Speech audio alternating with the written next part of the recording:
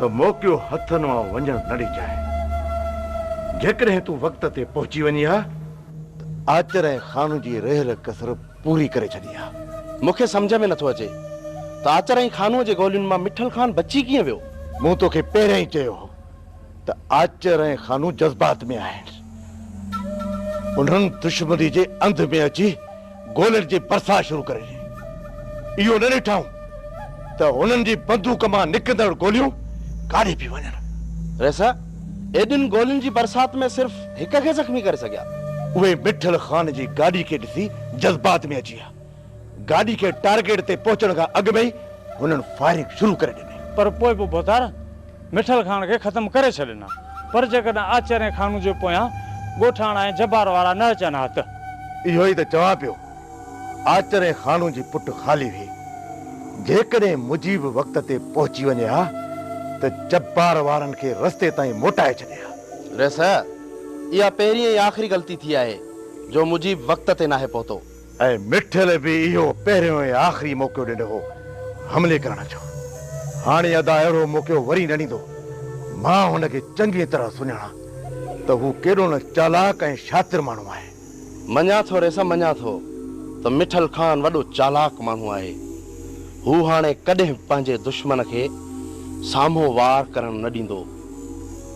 पर पंहिंजे अणॼाण दुश्मन खां केतिरो बचंदो?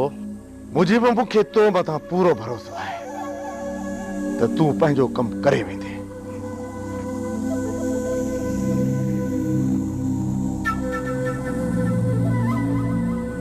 पर अॼु जेको अदा मिठल बची निकितो आहे उन जो अफ़सोस सॼी ज़िंदगी न ॾींदो।